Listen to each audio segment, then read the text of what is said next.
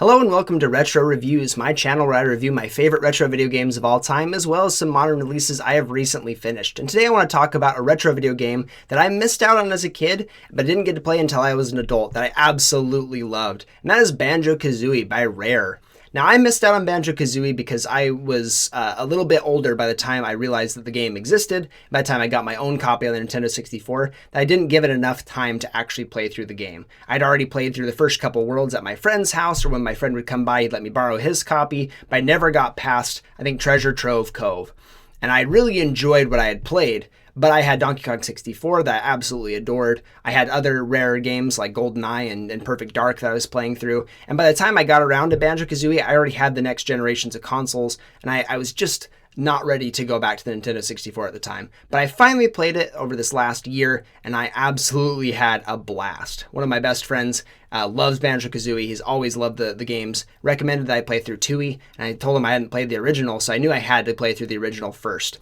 And I had a fantastic time. Now, this is Rare's first foray into 3D platformers on the Nintendo 64. They had a few games under their belt beforehand with Diddy Kong Racing, with GoldenEye, I think a couple others as well. But this was their first 3D platformer with a mascot. And they chose Banjo and Kazooie.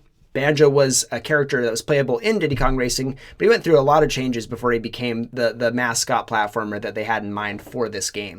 And they added a companion with Kazooie, and it's a fantastic pairing. They're a hilarious comedy duo. They have lots of funny, quippy lines throughout the entirety of the game. Kazooie is especially quippy, always ready to insult somebody or make something much funnier than it usually would have been. I love the timing between the two and how they interact with all the NPCs in this game. And this is as every hallmark of a great Rare game as well. This was their first foray into 3D platforming, but they knocked it out of the park.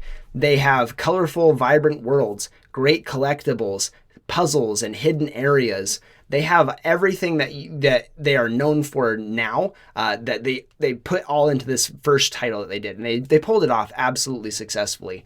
There are about a dozen worlds to explore in this game, tons of collectibles in the way of Jiggies is their main collectible, where we get those. They're a similar currency to something like golden bananas in Donkey Kong 64, or other collectibles, I guess the Cash and Conquer's Bad Fur Day. This was the main collectible you'd be getting to unlock new worlds. These Jiggies were puzzle pieces, and as you got enough Jiggies, you could unlock a new world that was missing some of these puzzle pieces that you could then access to get more Jiggies. A nice little trickle-down effect. There were also music notes in every single area. You had Jinjos, these interesting little dudes that you could pick up I think a variety of 5 different colors, if I'm not mistaken, that you could pick up in every single world.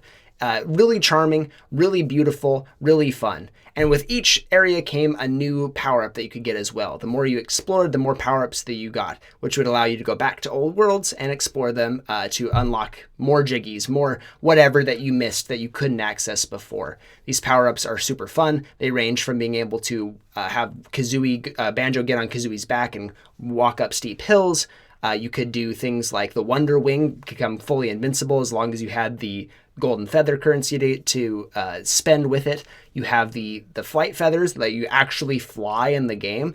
And for an early 3D platformer, I cannot believe how well they pulled off flying.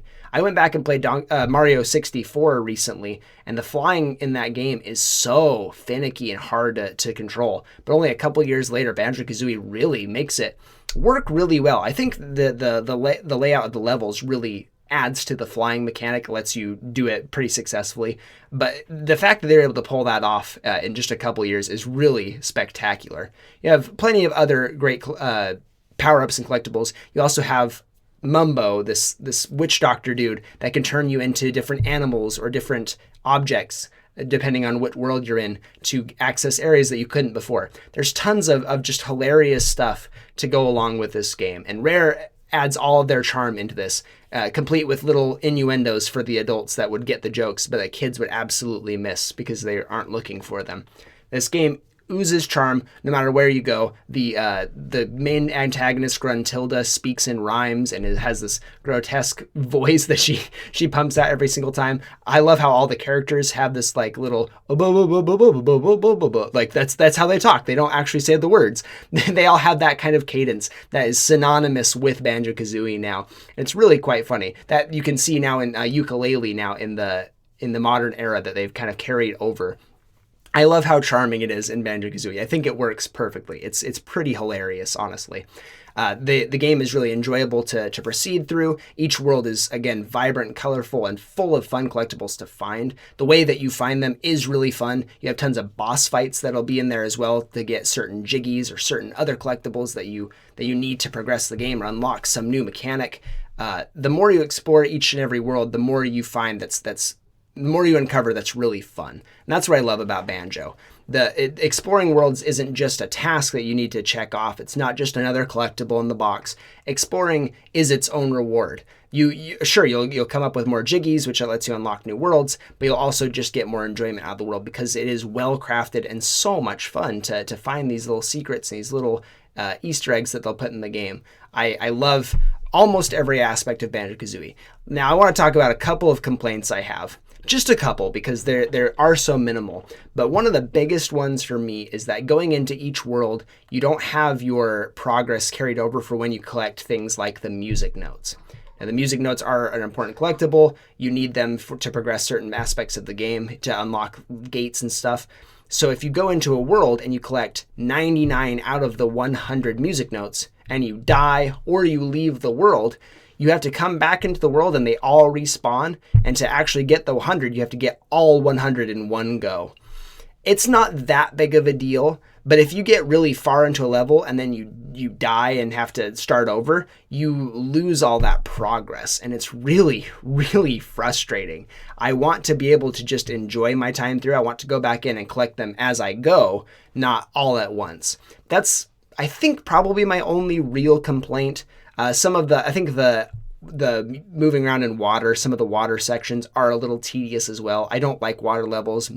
Hardly anyone does in the gaming world, but I don't think they work particularly well. I'm surprised they pulled off flying, but weren't able to pull off underwater super well. But that's not a huge deal either, because you don't have very many sections like that you have to worry about. But there is something to be said about that. I really love everything else, essentially, about Banjo-Kazooie. I love the presentation. I love the gameplay. I love the mechanics of getting these main collectibles that unlock a new world. I think that's really genius. The Jiggies are a brilliant collectible, a great idea by Rare. And honestly, for a first attempt at a 3D platformer, this is absolute gold. They knocked it out of the park. This is when you knew that Rare was the studio for Nintendo 64. They were going to be the stars of the console. And they proved that they had the chops to have longevity throughout this console. They have tons of games, and all of them are absolutely fantastic. So all in all, I think Banjo-Kazooie is one of the best games that Rare has put out, and for a first attempt at a 3D platformer, it really is remarkable they were able to do such a fantastic job. I'm going to give Banjo-Kazooie a platinum rank, and it's handily one of the best things they ever put out. Thank you so much, and I'll see you on the next one.